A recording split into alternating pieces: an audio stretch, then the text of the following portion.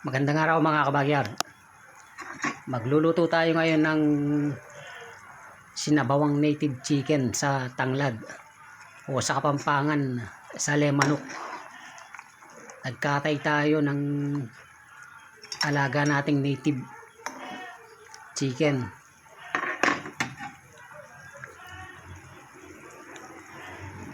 Ito yung mga gagamitin natin mga kabagyar. Yung ating native chicken.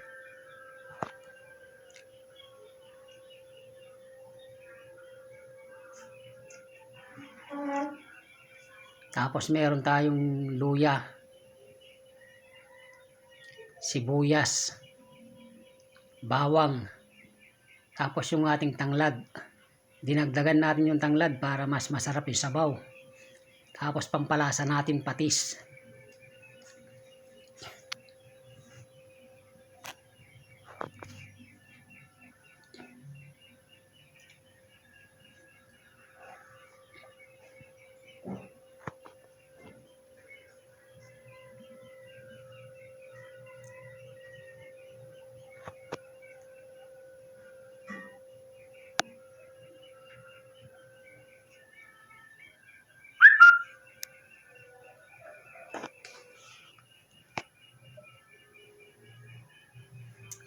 Kumuha nga pala tayo ng balat ng manok sa bandang leeg ng ating tinatay. Tapos yung palalabasan natin ng mantika niya para hindi na tayo gumamit ng mantika.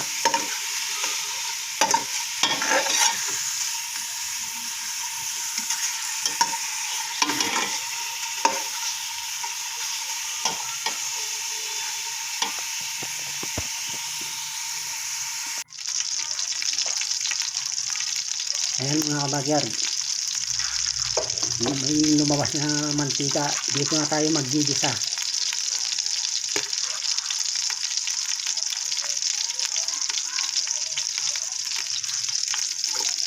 Yung ating bawang,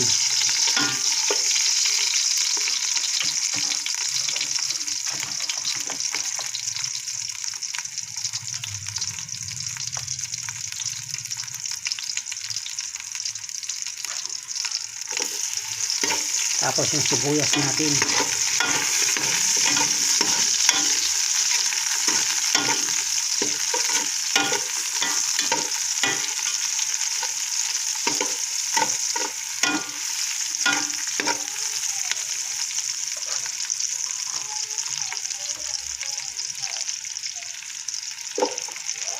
tapos yung pantanggal lansa natin, luya. Tapos magbibigay din yan ng masarap na lasa sa ating sabaw.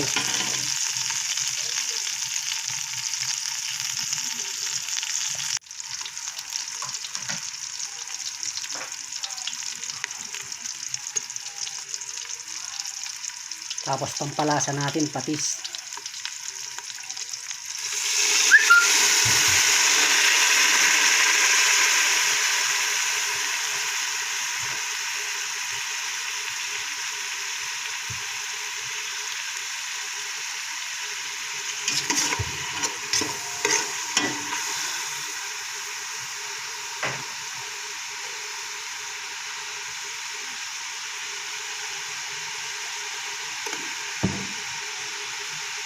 Tapos ilalagay na natin yung ating karne ng native chicken. Palalabasin muna natin yung kanyang tubig.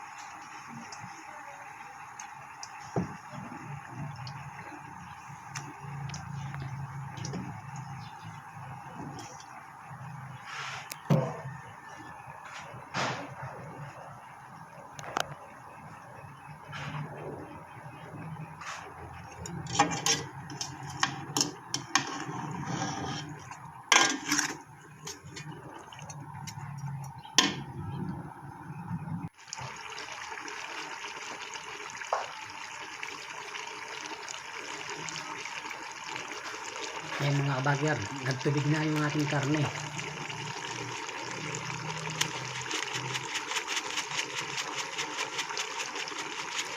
Lalagay na tayo ng pampalasa.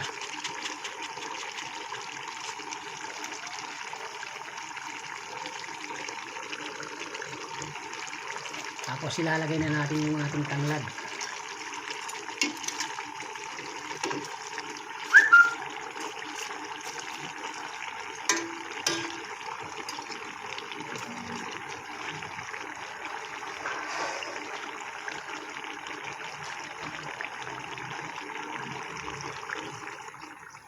Maglalagay na tayo ng tubig para mapalambot na natin yung ating karne.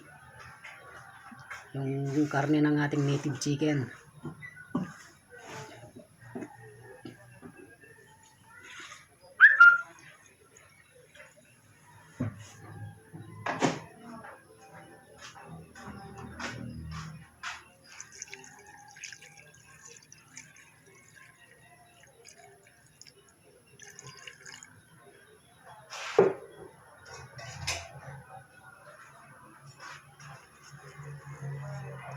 Hintayin lang natin lumambot yung ating karne.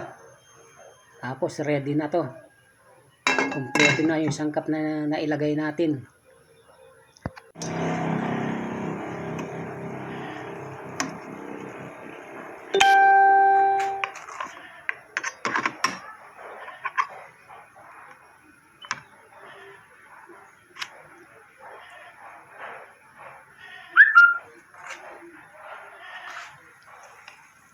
Ayan mga kabagyard, malambot na yung ating karne ng manok.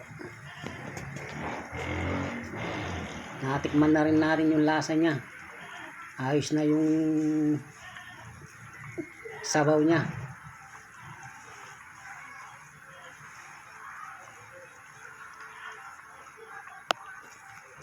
Ready to serve na mo yung ating sinabawang native chicken sa tanglad o sa lemanok sa Kapampangan. Maraming salamat po sa panunood. Pag-subscribe niyo po ako sa ating YouTube channel, Emmanuel Backyard Farming and Kitchen. Maraming salamat po.